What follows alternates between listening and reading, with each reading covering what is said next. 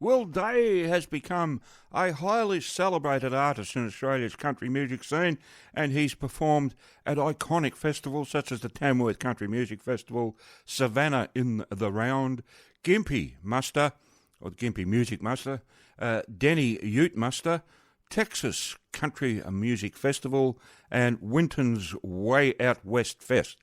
His recent trip to Nashville during CMA Fest saw him showcasing on Broadway, playing a songwriters round and taking part in several co-writes, which will form part of his upcoming second album release. Now, there's something to look forward to, folks. Take my word for it.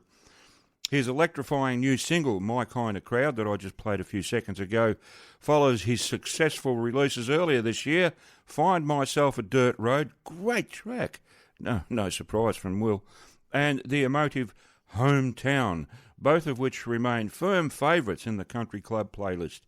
Will's passion for country music is undoubtedly strong, constantly releasing heartfelt ballads, along with supercharged foot-stomping rockers, has ensured he has continued to build his prominence as one of Australia's premier country music artists, a reputation that has undoubtedly been further cemented with his latest awesome single.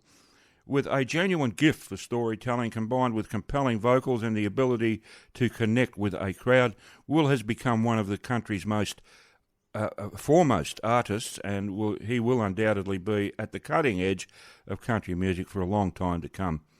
I first interviewed Will on the phone way back in December of 2019 and several times since then, most recently in October last year, and I'm sincerely delighted to have the opportunity of catching up with him again today. I've got him waiting patiently on the blower, so why don't I bring him on here without any further ado. Hello, Will. How's it going, mate? G'day, Harry. I'm good, mate. We've been chatting for 5 years. There you go. Absolutely, and I keep saying that we need to send you a form for membership because exactly right. You're such a regular on the show, and nice to have you, mate. Absolutely gorgeous. Thanks for having me, mate. Always great to chat. And welcome again to the Country Club, mate. It is always great to have you on the show. Look, without any further ado, tell us the story behind this great new single of yours, My Kind of Crowd. Did you write that alone, or was it a co-write? Yeah, that was a co-write, mate, and okay.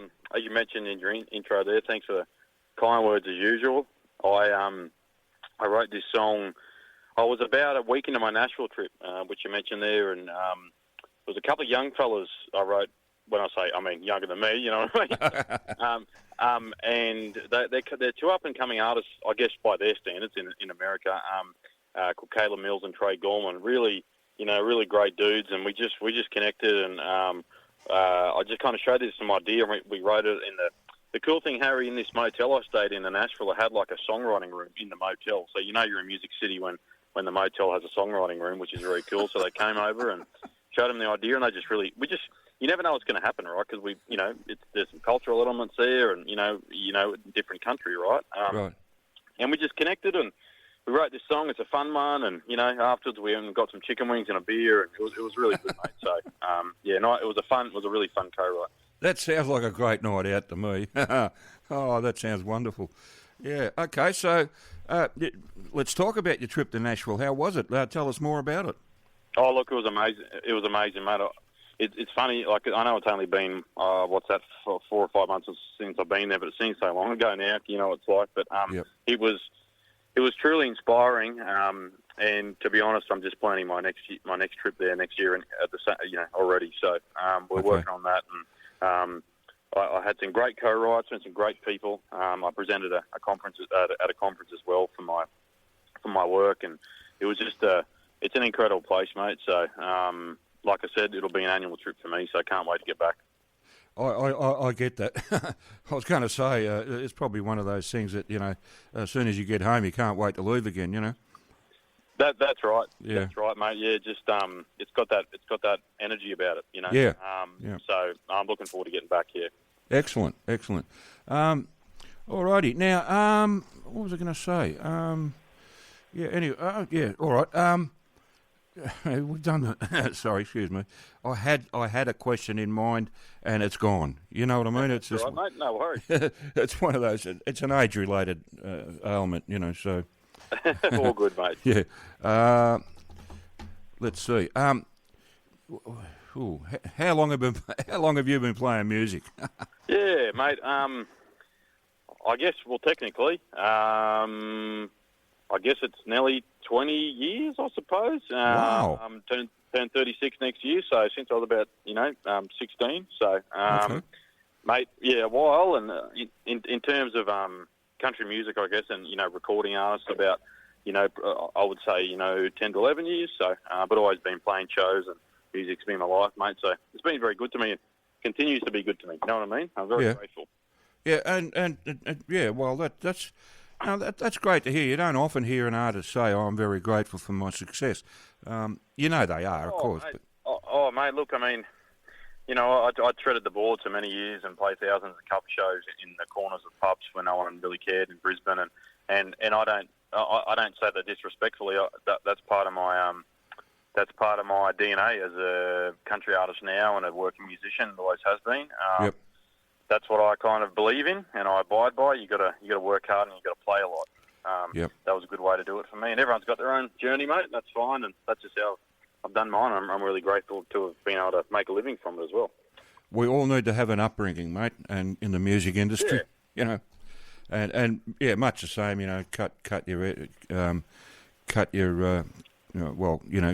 What is it? Yeah, cut your edge. Cutting your teeth, and I think that's right. I think the important thing to remember is that, I guess as artists, it can be a tough old road, mate, and especially when you're an independent artist. But I guess the thing is, you got to remember is that we've all got our own way of getting to where we need to go. You know what I mean? And that's right. That's what makes music really cool. The creative part that can. And the bumps along the way, and it's all part of it. So exactly right. You got to take. I won't say it because it involves a naughty word that I can't say on air. But anyway, all good. you got to take. You got to take the bad stuff with the sugar, if you know what I mean.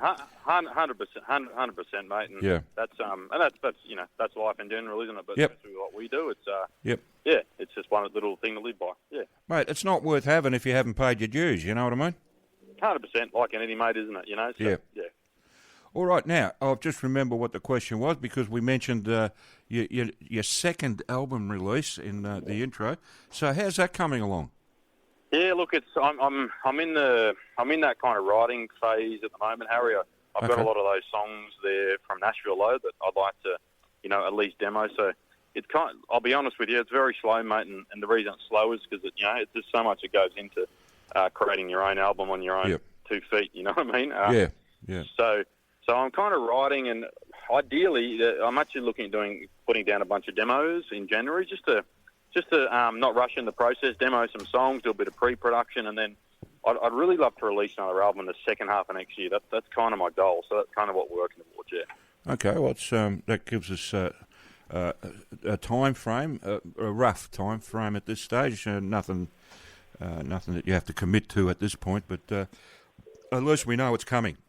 Yeah, that's right, mate. It is coming, and I guess you just got to, go through the process. It takes a lot of planning, and but the challenging thing is these days, Harry, to be honest, is you don't know what to put on the album because you go, all right, well, half the album are singles and they've already been released. So, and the point of the album is to give, people that follow your music a body of work that isn't just out there already, obviously. So, it's kind of getting that balance of album tracks versus singles and all that kind of thing. Yeah, I get that. And that's a good system, I think. Just give people a bit of a taste, before the album comes out. So you got a level of acceptance that's already there. That's right, mate. Yeah. New music and kind of wherever the album. And the thing is, you want to kind of work out. It took me a while to get my first album, but you want to kind of work out, I suppose, the direction of the album, what you want to take with it, what it's about, themes and stories and songs. So, but it's it's a process, but I'm working towards it. Yeah. And sometimes people decide, let's do a concept album, which isn't really a bad idea, but it becomes a bit restrictive because whatever you put on that album has to fit into that context. It is a bit restricting, and I don't think I'd go down that path, mate, only because I think it'll be. Look, I take my hat off to the people that can do that, but you're right, it can be pretty challenging to make sure you stay in that lane. Yeah. So sometimes it's nice to step outside the lane as well. Exactly right. And the other thing is that, the old saying, great art cannot be rushed. So 100%, and I don't think. Look, I think in the world we live in now, with you're in radio, Harry. You know how much music's being released every week, oh yeah, and this we're just talking about country, let alone everything else. yeah, that's right. You've got to. I think you can forget. That you're actually creating art, and it's not just about pumping it out. You kind of got to get that creative process and enjoy the ride too. And I've been guilty of forgetting that, to be honest. You just got to. But you got to remember that. That's why you're doing it. Yeah. That's the whole point. So yeah. It's an easy groove to get bogged down in, I think. Anyway, and you can't really blame anyone for doing that, because it's such a tempting thing to do, and it's not necessarily a bad thing, but not necessarily a good thing either. But I think you just have to be aware of it, and I think so, and I think awareness is the key. If you're releasing songs for the sake of it, I think that's probably. Just my opinion. You got to question why you're doing it. You want to release a song to connect with someone. It doesn't matter how many people, as long as it's someone. You know what I mean? So that's right. But the good thing about being, I think anyway, the good thing about being an independent artist is that you can avoid over commercialisation of your material. 100%, mate. I've always been independent. I'm not signed, and I think. There's benefits and to that, and there's disadvantages. But I think the creative advantage you've got, that's important, and I enjoy that. Yeah, absolutely, and that's the way to. I think it's a good way to go anyway, because you keep a bit of control over what's going on with your material, rather than hand all that to the corporation. That's right, and like I said, I haven't seen the other side. I'm not saying I wouldn't definitely investigate that opportunity if it came along, but for me, I only kind of know, only know what you know. So that's right, yeah. So at this point, it's kind of taking my own creative direction, and I enjoy that. So yeah, okay. Now, this is a question I like to ask people, but it can be a bit of a trap sometimes. But I'll ask you anyway. What's your most memorable experience so far as a performer? And it doesn't have to be in Australia. It can be like Nashville or whatever. Just whatever experience you've had recently that's memorable. Look, I'm gonna revert back to my. I know it's breaking the rules. I'm gonna mention two quick things, Harry, but they've all been this year, because this year's been a really. I've had a really we all run our own race, and I've kicked some goals this year. I played at Danny Ute-Munts for the first time, and okay. But I reckon there's to play a show on Broadway in Nashville, to walk through the honky tonk up to the stage and actually be playing, and I had this pinch myself moment going, I'm actually playing in Nashville on Broadway. Wow, yeah.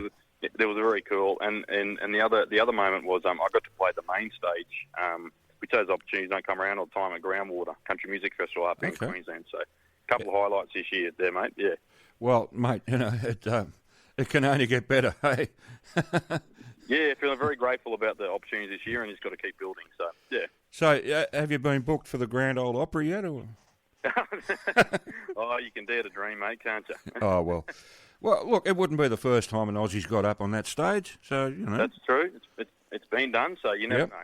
Yeah. I mean, look at Catherine Britt. 17 years old, you know what I mean? And she's the youngest Australian performer ever to perform at the Grand Ole Opry, so, Yeah, you can dream big, so I'll keep on doing that. Absolutely. And you should. I would urge you to do it, because if there's anyone who deserves that sort of success, mate, it's got to be you. Because that means a lot to me. Thank you, Harry. Cheers. Well, look, you put in a lot of hard work, mate. I know that. I play most of your releases, so I know how much work goes into that, and it's a good body of work. You don't, there's no compromises.